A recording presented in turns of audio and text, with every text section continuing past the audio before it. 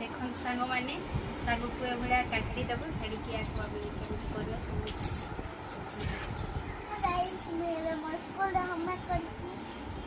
Homework करूचु ना homework करूची ना वीडियो होची बोली बस देलु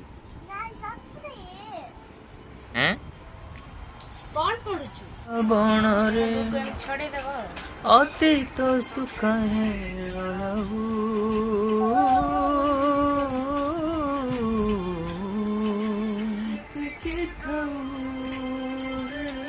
मन ताकू मने पकनाऊ रे मन ताकू मने पकनाऊ।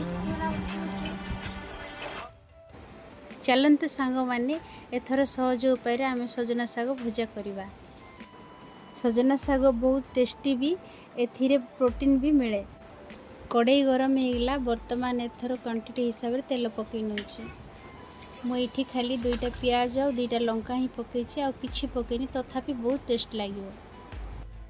सांग मैंने पियाजर ब्राउन कलर आसवा पर्यंत घाटुवा मो स्वामी सजना साग भजा बहुत फेवरेट से सहजरे मुझे करदे पियाजर कलर पलि आसला सब जाक सजना साग पकई दूची एथिरे रसुण पकड़ा कथा मु पकईनी पियाज और लंकार मु बहुत टेस्ट करके कर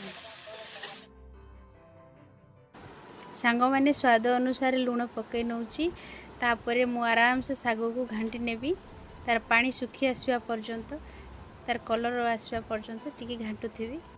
सजना सागर पानी सुखी आसलानी कलर मध्य पलि आसलानी भजा भी हो गलानी आम एबे खाइबू बहुत भोक होइके अछंती एबे आम पखाल सहित बहुत टेस्ट करके मस्त खाई। सांग माने मु आपण मान को कहिनी मो स्वामी बहुत भलो गीत गाती बहुत भलो आर्ट भी करती। सांग माने सजना सागर भजा पूरा रेडी हो गला एबे आम खाइबू। वीडियोटी शेष पर्यंत देखि थिबारु बहुत बहुत धन्यवाद। Thank you bye.